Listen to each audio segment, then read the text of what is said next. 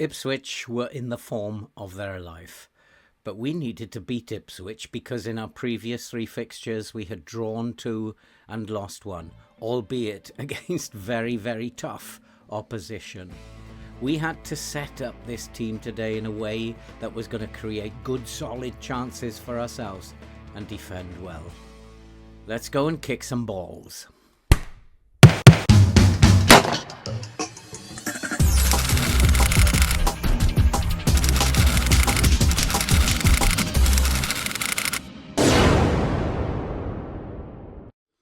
Hello and welcome back to A Season with Aston Villa, the series in which we are taking a deep dive into the stats and data before we play each game in order to maximise our chances of winning each and every game. And today we were at home to Ipswich. Ipswich, who were sitting at the moment in 6th place. They were in the form of their life, and they had recently beaten Liverpool and drawn with Tottenham, two of the teams who are high-flying in the Premier League. We had just recently drawn against Liverpool and had drawn against Tottenham. I suspected this was going to be a very tough game for us, but I also knew it was a game that we had to win because our recent form was not the greatest, albeit that we had played Liverpool, Paris Saint-Germain and Tottenham. We had drawn twice in the Premier League and narrowly lost Paris Saint-Germain with a last-minute goal from Kang In Lee. And that was a bit disappointed. But we do have to pick ourselves up now, and we still have tough fixtures to come. Ipswich, Juventus and Wolves are all going to be hard fixtures for us. So we need to put a run of results together. And even before looking at data, I had made a conscious decision in my mind that we really had to play in the same way as Tottenham and Liverpool had played against Ipswich. They had put them under a lot of pressure, but had failed to break them down. And so I'd felt that if we played in the same way as Liverpool and Tottenham, then we had a chance. If we could create opportunities, then it would be possible to succeed. And the key to this was that if we can create opportunities. Ollie Watkins had got injured on international duty and was not going to be fit to play, but probably was fit to sit on the bench. So we were forced to play Mayoral up front. And so I thought that movement might be the key to winning this game. If we stayed static in our roles, then probably they were going to be very difficult to break down. So I'd even, before looking at the data, decided, let's get our front players to move around a bit. So I decided to play Mayoral as a deep-lying forward on support, bringing him deep, with Ramsey creating the movement behind him as a shadow striker. I was rotating the team a little bit, and I decided that Raquelme and Buendina would roam from position, that although they were going to be in the main coming inside, that they had license to move and create opportunities for themselves through their movement.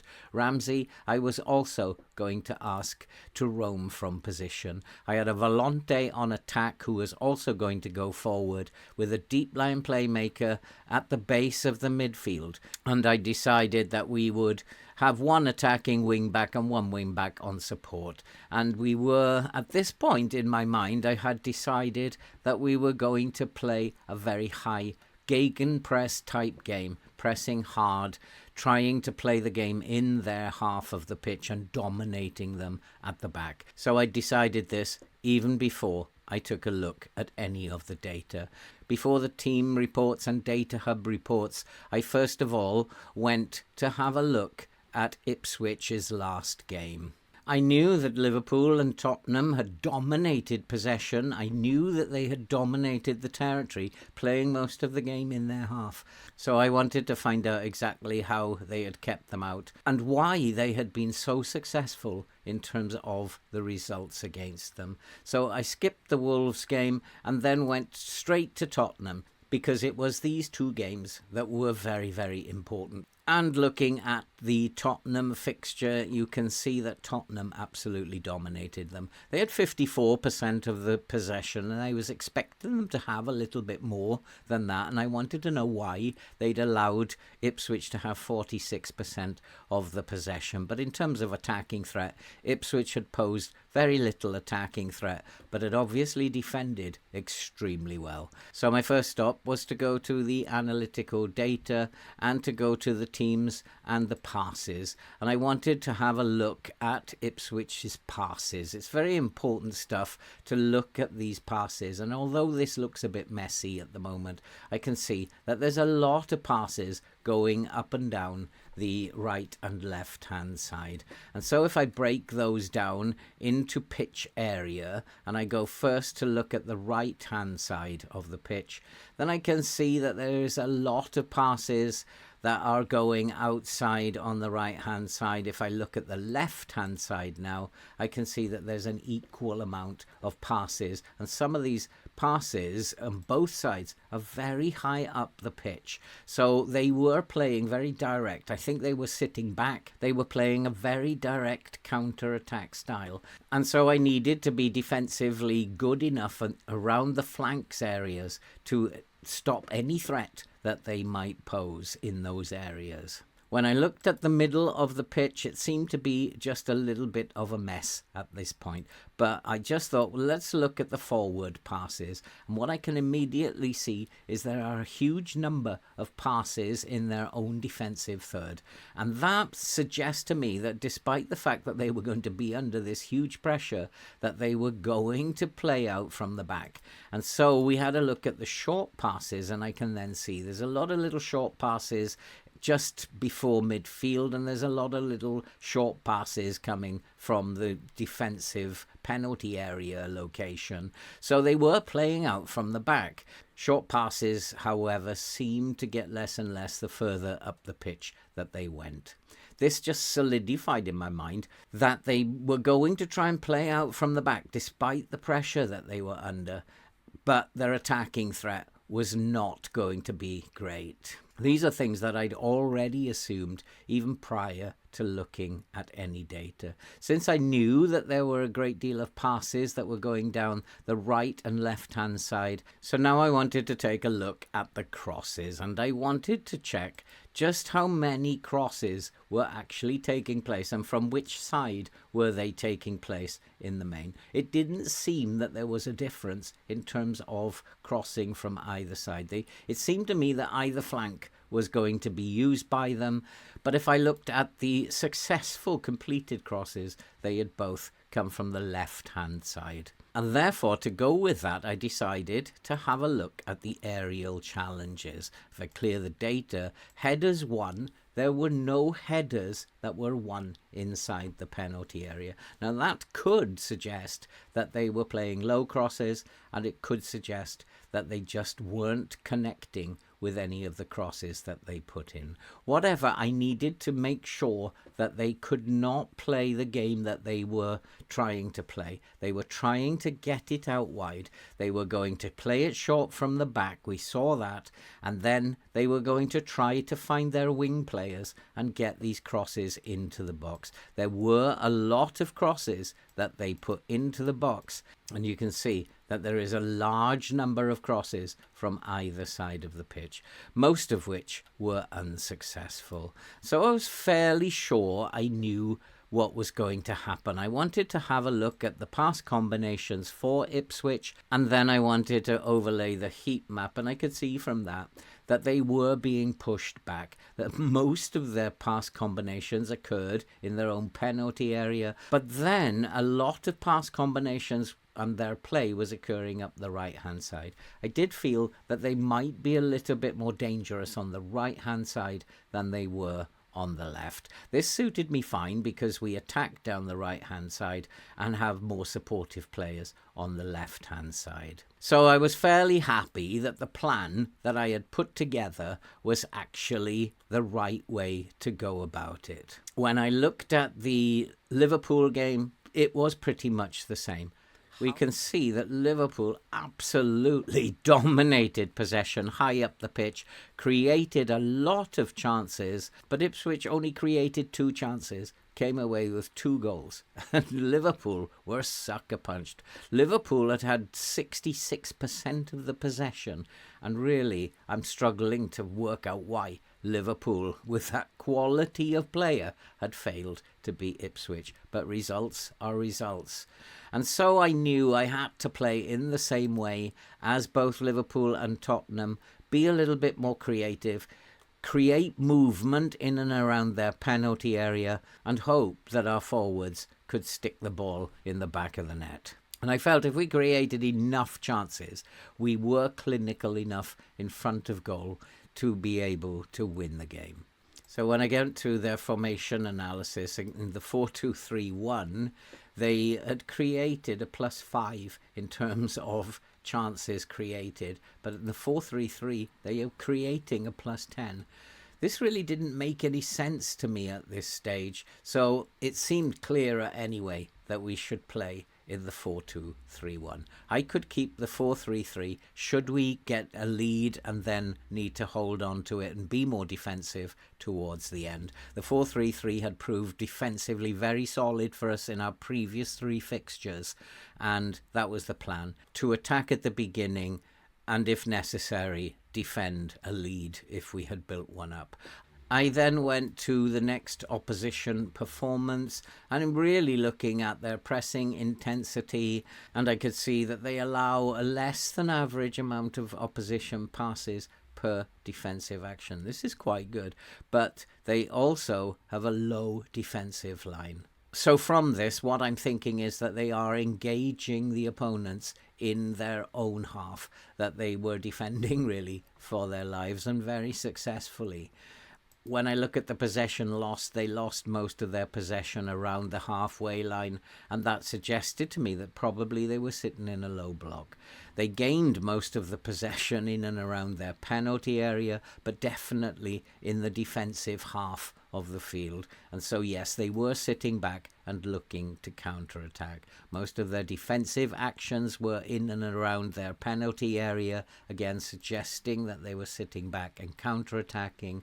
And their passes attempted were mostly just before the halfway line. I knew how they were going to play now. I knew how they were going to try and get out from defence, and I knew how they were going to defend. And so basically what I had decided to do in the first place, it seemed to be the right way to set up against Ipswich. So in possession, I decided we needed to zip the ball around, to go with the movement we were trying to create up top. We needed to play with a higher tempo. I wanted us to work the ball into the box, being as we were so high up the field, we should be creating chances. And to stretch the defence, I decided to play fairly wide.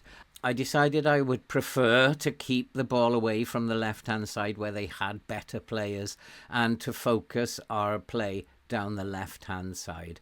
I told them they could be a lot more expressive to create chances, roam from position, direct movement, and hopefully we would create chances. We would counter-press and counter-attack, do everything at speed, put pressure on them, and we were going to play with a high press, with a higher line, and trigger press more often, step up more.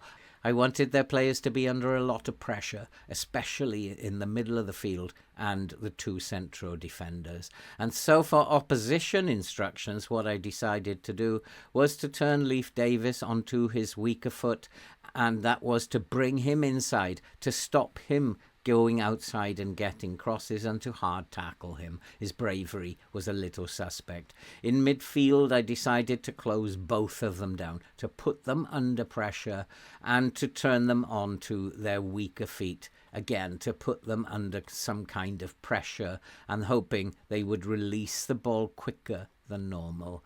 The right-hand side, I decided that we needed to bring him inside, and therefore we would turn him onto his weaker foot and hard tackle him. And with the left winger, I decided that we wanted to force him outside. His crossing wasn't very good. His left foot was weak. And so force him outside, force him to cross. And hopefully these crosses, as we saw in previous games, would not connect. And then Schmodic was a dangerous player, but I decided simply at this point that just to close him down again, to put him under pressure and to turn him onto his weaker foot. George Hurst didn't really pose much of a threat, but I decided it might be a good idea to tight mark him, really just to prevent them playing the ball to him, to see that he was marked and to play the ball to other locations. And so that's it. We were good to go. And I did have a plan B. I could go to the 4-3-3. I could sit deeper in a mid or low block to try to pull them out and then try a more direct approach over the top to try to create space behind them. That was going to be the plan B. I was hoping that I wouldn't need to use it. And so let's go and find out now how we got on.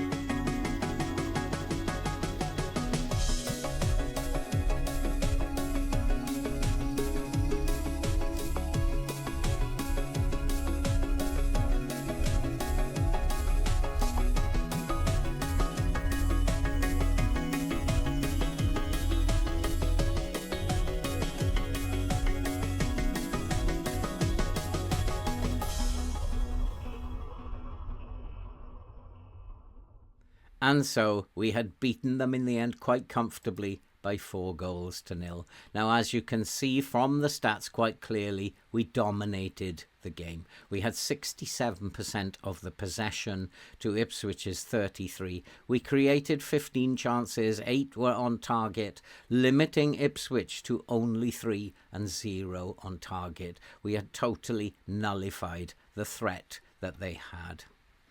As you can see from our heat map, we had completely dominated the game in all areas of the pitch. But you might notice that there is a lot of play going on down the left-hand side. And to explain this, I'll explain some of the in-game changes that I made. Up to around about the 38th minute, I had kept things as it was. But I was also aware that we had a big game coming up against Juventus. I felt that it might be prudent to come off the press. Once we'd gone 4-0 up, I went off the press. And as you can see, we lost a bit of the match momentum just before half-time and just after half-time. And that was simply due to the fact that we sat back in a mid-block in a 4-3-3 during this time. We were playing shorter passing. We were not as an attacking threat at that point. We were not pushing high up the pitch, and we allowed them to come out at us. And gradually they did start to gain a footing in this game. After the 60th minute, when I made the substitutions, I gradually put them back higher up the pitch, and then later, with 15 minutes to go, turned on the counter-press again, so that we put them back under pressure, and we created some chances towards the end of the game, some very good chances, which should have gone in and increased the scoreline. But I was very happy with a 4-0 victory. One of the other things that I did very early in the game, around about the 15-minute mark, was to put Digne on a defend duty. I had noticed that they had a couple of opportunities down our right-hand side where they had got in behind us, and they had delivered a couple of very dangerous low crosses, which we almost conceded from. Once I put Digne on a defend duty, I asked him then to tight mark the right winger. We never heard from him again, and we continued after that, pressing them high. We scored the 4 goals after that, and they were never allowed back into the game. And so that's it for this episode. We have got ourselves back on track with a very nice victory. We do still have a series of tough games coming up. We have Juventus and then a local derby against Wolves, followed by Manchester United. It's not getting any easier as we go into the next fixture. And so before I go, if you are brand new to the channel, don't forget to do all that stuff that you can see on the screen right there. And don't forget to leave us a like, because likes and comments help the algorithm to push the video out to new people to the channel. And all that remains to be said now is stay safe, take care. We'll see you in the next one for the Juventus game.